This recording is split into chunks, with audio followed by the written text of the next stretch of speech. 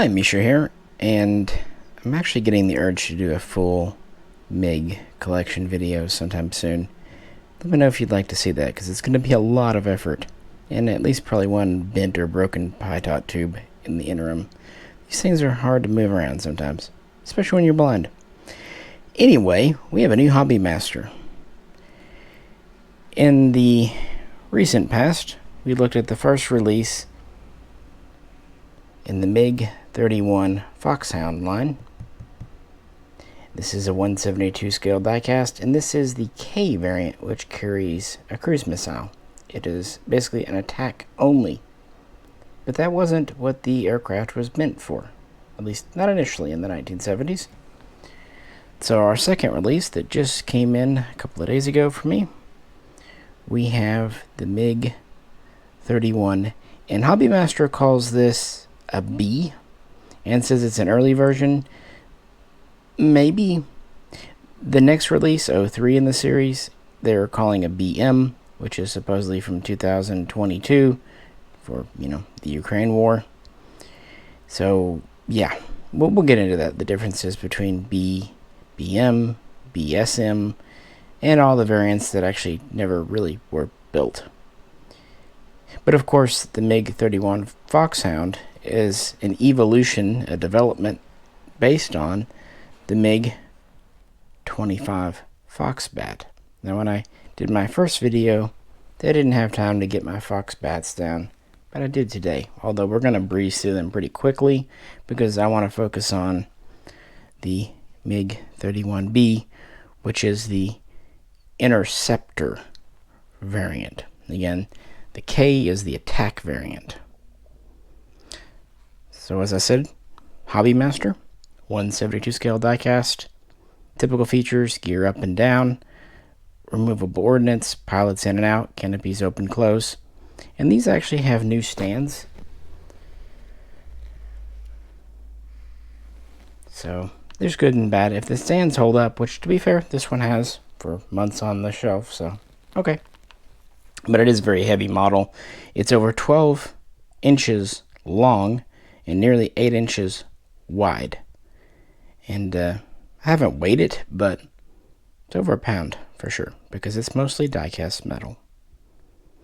So with that, let's go back to the end of World War II, the 1940s, which is really where this all starts. Putting, honestly, one of my favorite planes in my collection on the stand. This is the original MiG-25P, specifically Victor Belenco's Lieutenant 1976's example. This not only had a major impact on the MiG-25, but also the MiG-31. But like I said, back to the 1940s, the Soviets had basically two flying forces. You had the VVS, the Air Force, and you had the PVO, the basically Air Defense Force. And they were charged with protecting Russian airspace, which is large. And in the 50s, America was developing some pretty threatening bombers. Yeah, there was the B-52 and whatnot, but things like the B-70, the B-58 before it, they really spooked Russia. So they developed, or at least started to order in the 50s, a very high-performance interceptor to take down bombers. But things like the Valkyrie were canceled. So this could have been the end for this program before it even started. But instead they decided to turn it into not just an interceptor, but also reconnaissance aircraft, spy aircraft, and maybe nuclear bomber itself.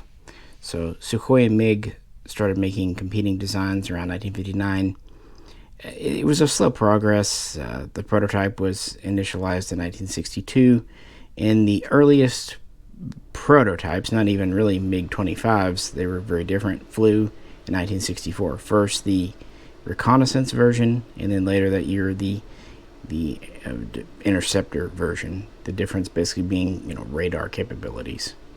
And that's really what this was meant to do. It was meant to fly up, control a large amount of airspace, and high speed, high altitude interception carrying advanced high performance heavy missiles. Now, it was always meant to be a single seater, although they would make a two-seater, but it was only for training, and it would be controlled from the ground. And it had a very powerful radar, basically not really capable of being jammed, but it was relatively primitive on the old electronics because it still used vacuum tubes and what have you. It also was not look down, shoot down capable, not initially anyway. And this was paired with 4 R-40 missiles. There would be 2 variants, a thermal and a radar guided. That's actually why if you look on these, you can see the tips of the missiles are slightly different. One's more rounded, thicker, one is pointed. Had no cannon, and it kind of combined with the high speeds it would be flying. It was made out of nickel steel, stainless steel primarily, with a relatively large amount of titanium and some other composites in the mix. But yeah, stainless steel and to some degree titanium. I believe it was around like 10% titanium in most of the surfaces. They also had a high temperature cockpit, and of course 2 massive engines that just guzzled fuel. In the original version, the fuel was stored in the wings. They were wet wings, no external fuel tanks. So basically, yeah, it just carried 4 missiles for interception, although it could carry 2 if it needed more range. And this thing had some pretty good high performances. It was put into limited production in the 60s. It started to be shown off in 67.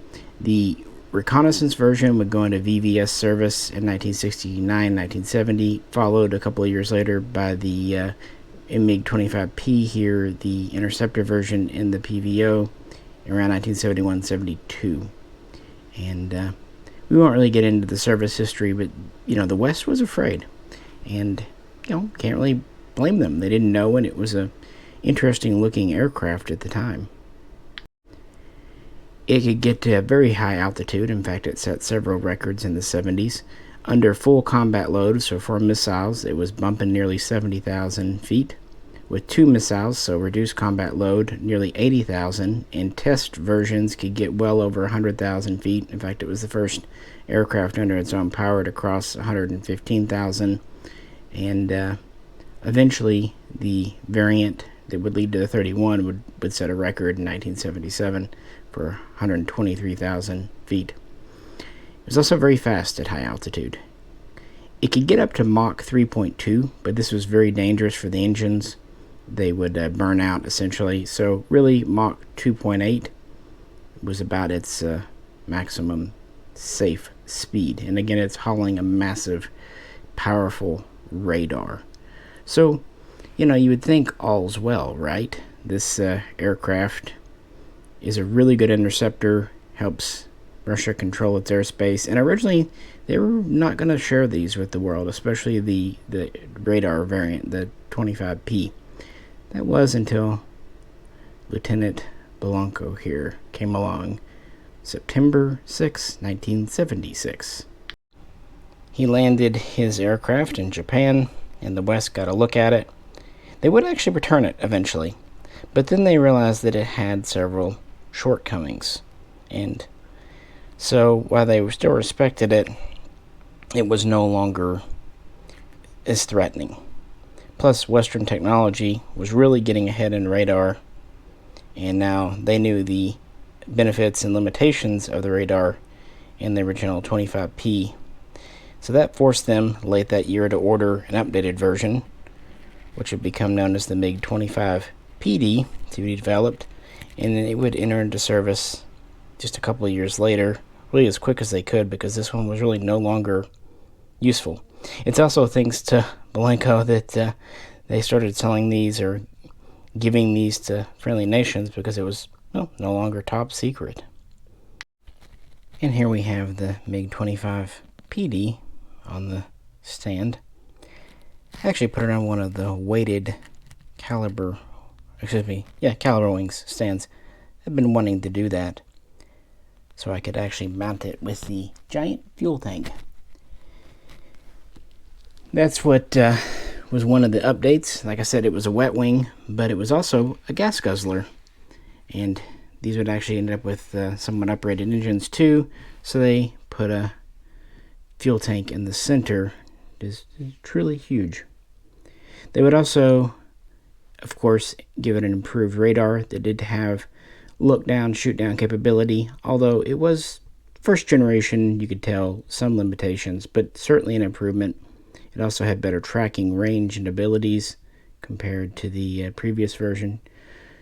It did require them to give it a longer nose to house the new radar system. And it did let them have updated versions of the R-40 air-to-air long-range missiles to work with the new radar and just, improve their range and detection capability. Still a single seat, still with the same altitude and speed, still no cannon. But there were several improvements incrementally over time, and these would be built up through 1984. And in total, they would construct nearly 1,200, including prototypes, test versions, record-setting versions, and they would start to export these. Russia would send some of their own down to the Middle East in the 70s, taking place as reconnaissance planes, namely. But in the 1980s, Iraq, for example, would fly MiG-25s, and they would be in the Iran War. And while it was never a major export, it did get out there some. It was still an effective aircraft, still very fast and good at its one job here. It would even get some limited air-to-air capability for defense.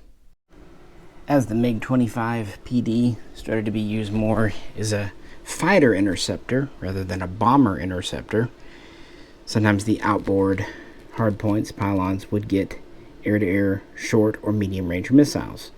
Most of the time it would be the R-60 here. This one has 4, 2 on each side. Some would just have 1 on each side for a 2. And it would retain its heavy long-range missiles inboard there. Some, I don't believe in Russian service, but they would actually even carry other missiles. This one's actually, you see quite a few users starting to have these second-hand, especially after the collapse of the USSR. Kind of neat. Just a different configuration. This was actually my first MiG-25 here. See the air-to-air missiles. Now, there were plans to have the MiG-25M in the mid-70s, an updated, modernized version. But they were scrapped. And so, production ended in 84, and that was pretty much it.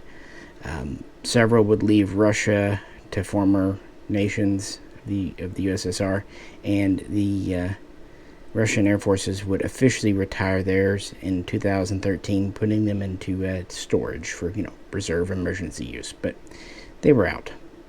And that's because today's plane was just all around an improvement. So let's talk about the MiG-31. How the Foxbat, NATO name here, became the Foxhound. Both two really cool names. Finally, on the stand, for the very first time in 1/72 scale Diecast, as far as I know, the MiG-31B. Not the first version, but an early enough one. We'll get to that. The MiG-25, in addition to the shortcomings we've already mentioned, it did have very good climb, high altitude, high speed. But, for one, like I said, it was controlled from the ground, so that limited its effectiveness and ability to cover. It did have limited range thanks to fuel, especially the original P version.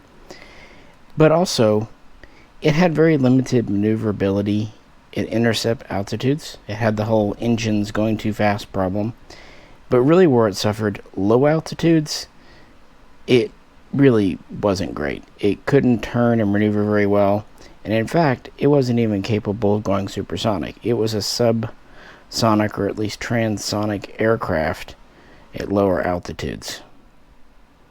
That, in addition to the whole radar situation, and really only having 4 attachment points, later 5, including the underbelly for the fuel tank, yeah, there's an idea. Now, how does this tie to Viktor Belenko we talked about? Well, when he surrendered his MiG-25B in 1976, he told the Allies during his debrief and interrogation about a new super Foxbat that was under development. It was to be a 2-seater designed to shoot down cruise missiles, and just bigger and better in every way. And he wasn't wrong. By that time, it had been in development since at least 1974, and the earliest prototype flew in September of 1975. And it was basically a MiG-25, but with a lengthened fuselage for a tandem cockpit here, and some other updates and changes. This would evolve, beginning in 76, into the MiG-31, which was pretty much in the form we know here by 1978. And while the first couple of years were very low rate production, full rate production would commence in 1979, and it would officially enter into PVO service in 1981. And this time, they were going to try to keep this for themselves. So, was this an improvement? Gonna have to extend this up about as tall as it'll go to get this on the stand. Anyway, the MiG-25 was a big, heavy aircraft, 65 feet long, 46 nearly wingspan. So it's really remarkable that it was capable of Mach 3 or greater and getting up to, 70,000 feet fully loaded. Well, this was even more. Thanks to a couple of more powerful engines, this thing was over 74 feet long, mostly an extended fuselage for the second officer, also a new radar. And it had a somewhat reduced wingspan of about 44.5 feet. More streamlined. Makes sense. But it was pretty much the same performance, but better. While it was never designed to be a dogfighter, it was not able to engage in close combat, tight turning, they did improve things. At high altitude, it could get up to Mach 2.83 without risk of, destroying the engines, and it liked to cruise at about 2.35. And it could maneuver better at interception. But really low altitudes where it did much, much better. It could turn and maneuver, at least to keep up with many other aircraft, and it was capable of supersonic. Only about 1.2, maybe 1.3 on a good day, but still much better than subsonic. And in general was just a better handler, but it still retained the good rate of climb, and it actually was able to achieve an even higher max altitude of about 80,000 feet loaded, or even over 120,000 feet unloaded is more of a test run thing. The body and wings were strengthened to take the additional stress. It's still stainless steel, nickel steel. The titanium has been increased to about 15%, still composites and other stuff. The windscreen, again, heat resistant, all that. But in general, it is the same basic profile. And we do have more attachment points for weapons. Under each wing, we have 2 hard points. These are mostly meant to carry air-to-air missiles, short or medium range for defense or to shoot down smaller aircraft. And under the fuselage, there were 4 semi-recessed points, kind of like on the F-14, for medium or long-range heavy missiles. And in the very beginning, because they were still undergoing testing of the next generation, these could fly with the latest R-40 and R-60 missiles.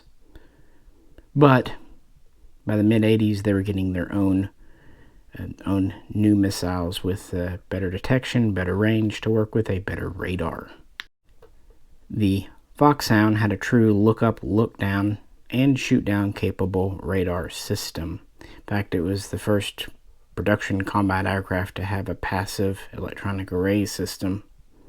And originally it could track 10 targets and actively engage 4. And originally had a detection of about 120 miles. And this would only be improved upon over time. But where it really improved, well, two things. The weapons itself. They were designed for the new R-33 missile. This one has under the belly. Better range, better tracking, semi-independent, could be guided. And they could use newer air-to-air defense missiles. Like I said, the R-60 originally. This one has R-73s. Pretty common medium size there. And if that's not enough, unlike the Foxbat, it was also equipped with a 23mm cannon. You can see it on the port side bulge there. Some sources claim it had 800 rounds, but others say 260. Honestly, 260 sounds more reasonable, but you be the judge. But then that gets to the two-person crew versus just one, and what that really entails. The MiG-25 was controlled from the ground, and the pilot had to operate everything, flying the plane, the radar, the weapons, and had limited ability to coordinate and communicate with other planes. To be fair, in the 60s when it was made, that's just how things were. But when this was designed in the 70s and into the 80s, a two-person crew was more and more beneficial. The front, of course, was mainly the pilot, and the rear was the radar officer, the weapons officer.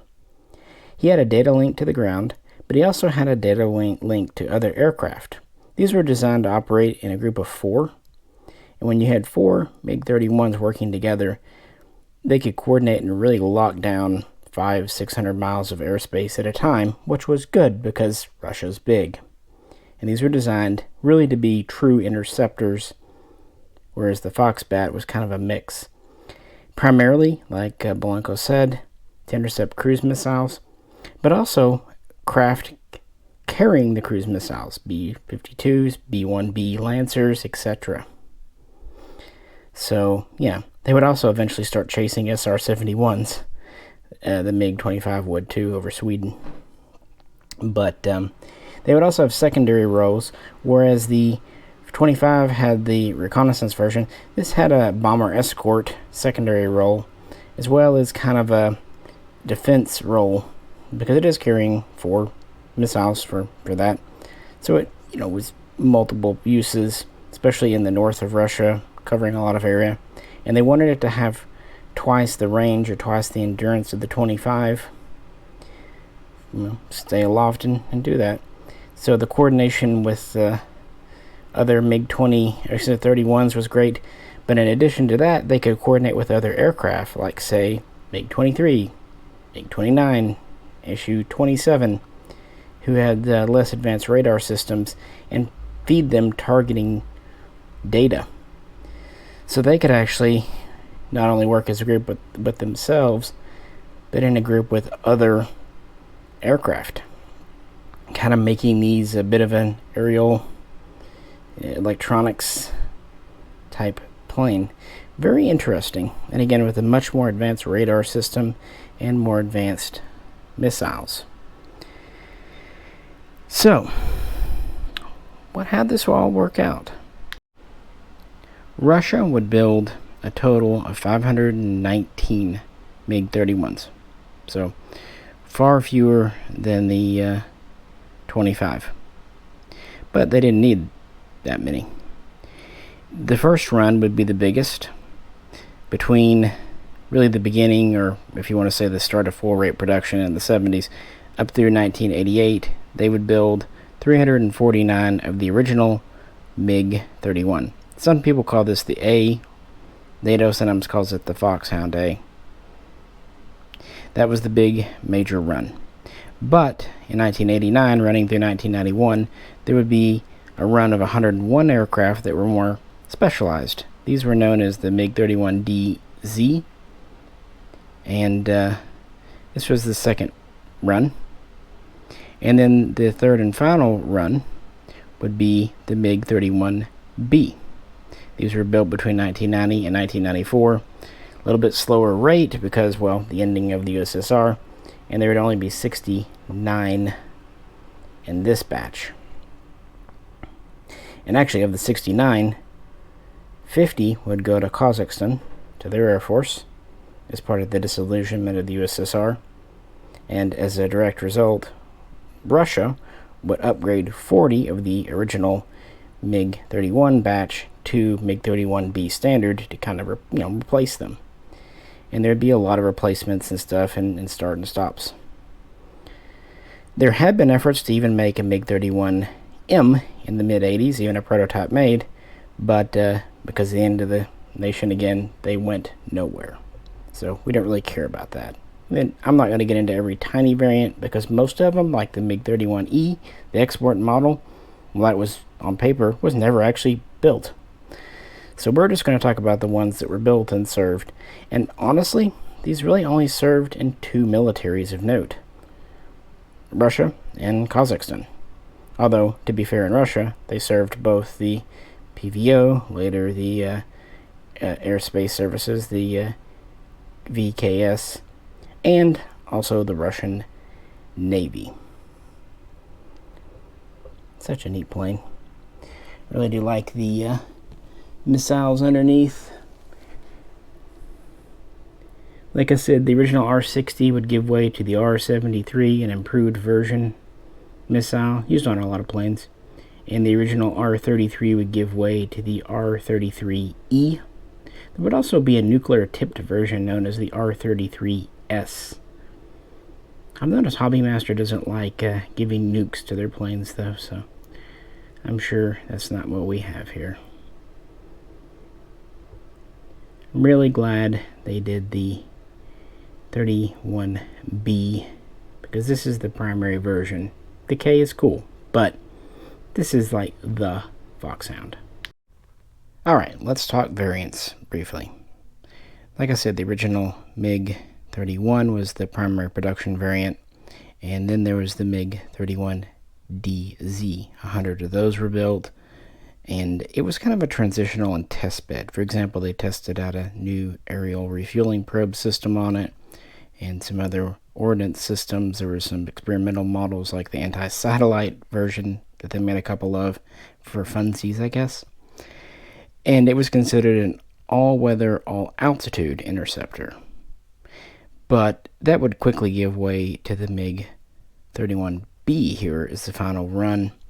And this was really the big step forward. It had a new radar system because the previous one specs, as they always do, kind of got out. It also worked with an updated version of the R-33 missile. Could start to use things like the R-73. It made the refueling probe a standard and had updated avionics in addition to the radar, so on and so forth. In addition to that, MiG-31DZs updated to the B standard were known as MiG-31BSs. BS. Sure. So even though 50 would go to Kazakhstan after 1991, the majority, well over 400, were in Russia. Unfortunately, because of economic downturns in the 90s and early 2000s, many were grounded, some permanently. But as the economy started to spool back up, many were pulled back out, a pretty high percentage. And that's really where we get the MiG-31BM, which we don't have here. That'll be the next one.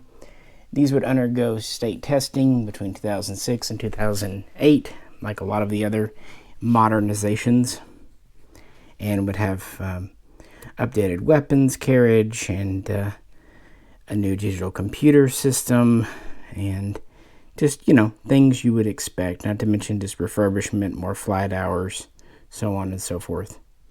And in 2010, roughly 50 of these were ordered, pulling from old stock of 31s, 31Bs, so on and so forth. So that would be the first run there.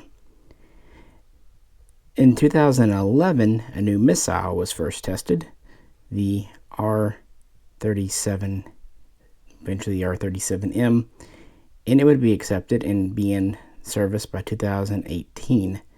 And this really would replace the R-33 for the most part and give better range, better detection, especially with the new radar system. It went from 10 targets up to 24 it could track. It could engage from 6 to 10 now, longer range. And the missiles themselves, even though they only weighed about 50 pounds more than the R-33, they had a much larger range themselves because of better engines, modern technologies, flight, that kind of thing. You had updated data links, digital data links appearing. And then in 2014, we had the MiG-31B SM come along. These are upgraded MiG-31BSs, which, if you remember, were originally DZs. These had even more advanced computer systems, more advanced avionics, a new refueling system, and so on and so forth, new cockpit glass for more durability. And really, the BM and the BSM were designed not only as interceptors, but as fighters. They were multi-role aircraft. And so their role was being expanded, which would obviously be a benefit to Russia in both Syria and, much more recently, Ukraine. So I'm looking forward to the 31BM that's coming out next. It's supposed to come with the R-77 missile, which is very new for this plane, and also the R-37M, which is, like I said, appeared in the last 4 or 5 years in service and has been used in Ukraine quite effectively. In fact, the Ukrainians have nothing with anything like that range because they don't have any 31s themselves, not to mention R-37s. So about the only thing Ukrainians can do is try to attack the MiG-31s while they're still on the ground. Some are flying out of Russia. Others are flying out of Crimea. In 2022, 4 MiG-31s were stationed in Crimea. Russia, generally speaking, operates about 6 regiments flying these. And most are the VKS, but the Navy operates a couple defending bases too. The Navy has around 20 of the older versions and then around a dozen of the newer BM or BSM versions. The Air Force operates considerably more. In total, it's thought that Russia has between 100 and 130 modernized MiG-31s, be they BM or BSM, or the first one Hobby Master gave us, the MiG-31K. So, here it is again. When I first did a video, didn't really dive too deep into this. One or two people commented that it looked like one of the wings was droopy. Maybe? I don't know. I can't detect it. Keep in mind, too, maybe it's the stand that's kind of giving you an optical illusion. Just a thought, because we're plugging into the engines, so if one of the wires is a little higher than the other, it could be presenting that way.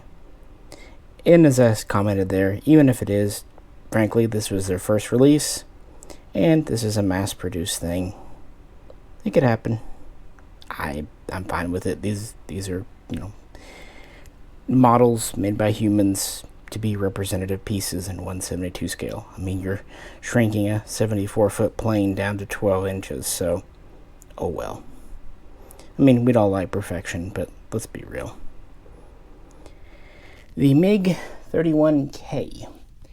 These were taken from BM stock around 2016, 2017. Now, like I said, these were ordered. We had 50 BMs ordered, and then we had 60 or so BSMs ordered. So 110 were on order. By 2014, about 14 of the updated planes were in service. By 2015, this had been up to 24, so 2 regiments, 2 squadrons. And the Russians continue to receive updated planes, refurbished planes in 2023. Even planes that have already been updated, after a while they have to go back for a refresh because they're extending the service life. Initially they were planning to retire these quite a long time ago. Then it was 2025. Now they're planning to fly them through at least 2030. So we gotta keep them going. So they're continuing to kind of refurbish. Now, they haven't made new ones. They considered it, but it just wasn't worth the cost of updating the production facility and starting up the MiG-31's facilities again. Instead, there are plans, although they keep getting moved, to develop a replacement, sometimes known as the MiG-41. Other times it gets other names. Yeah, story for another day. Anyway, of the existing planes, once they had enough to fulfill their needs, they turned to converting roughly 10 to the MiG-31K. And this is great because it's ironic.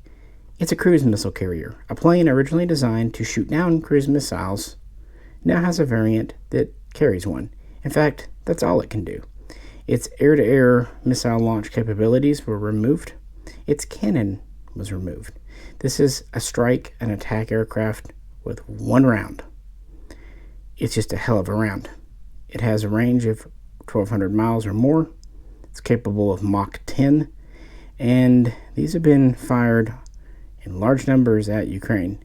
Now, several have been shot down by the Patriot missile batteries there, but more than a couple have made it through, including hitting Kiev. So, take it as you will. Interesting variant, though. And it's actually interesting that Hobbymaster started with this one. And I think that's why we have the new stand, because the whole point of this is the missile in the center line. So if you had a center line stand as normal, you wouldn't be able to do that. And that really takes the point of this away. But notice it doesn't have any ordnance on the wings, which is why I was so much looking forward to the B and BM variants where we could really load these down. Otherwise, it's pretty well the same. I mean, obviously, the multi-row versions have updated multi-function, multi-role radar systems for attacking not just air targets, but also ground targets and even sea targets, surface targets. Some versions are set up to deliver the KH-31 and KH-58 anti-radiation harm-type missiles. You know, the seed roll, we had Wild Weasels. Well, actually, the MiG-25 had a Wild Weasel variant for a minute. A few of them were made, so that kind of took on from there. Others were designed to deliver up to 6 guided, either laser or TV bombs. There had been a MiG-25BM, which was a bomber variant, but it was pretty limited. But the MiG-31BM and BSM, it can pretty much carry most modern Russian ordnance, and it can carry up to 20,000 pounds total.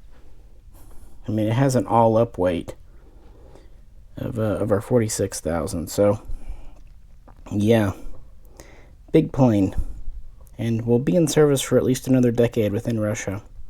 So they were operating up to 130. In Kazakhstan, they still have some too. Although they haven't been updated, they're still in the original B standard as far as I know. Hobbymaster is planning to do one as the 4th release. And it seems like they're operating between 20 and 25 in 2023. So either one regiment with backups or 2 regiments, depending on how you want to do it. And they're mostly used for air defense. But really, that's the only foreign user. Although Russia did try. In the 90s, they definitely needed money. And so they did, like I said, originally have an export version on the table, the MiG-31E. One of the people they proposed it to around 91, 92 was Finland, the Finnish Defense Force. But they didn't go for it. They also looked at the MiG-29, but it wasn't what they needed. So Finland went in a very different direction with Sweden. But a few other nations considered it. For example, Syria actually placed an order for 8 Foxhounds around 2007. But the order was suspended in 2009. Some say it's because Israel protested. That's possible. It's also possible it was suspended because Syria didn't pay or couldn't pay. So, yeah, that's probably not going to work out so great. Those are really the only 2 notable foreign things. It is a good plane, but it's expensive to operate, large, and even though the M variant does expand its capabilities quite a bit. There are better, more economical ways to have a multi-role fighter, be it Russian, Chinese, American, even the latest ones out of France. But really neat, and I'm excited to see the next version. I don't know if I'll get the Kazakh version, because it might look just like this one, just different paint scheme.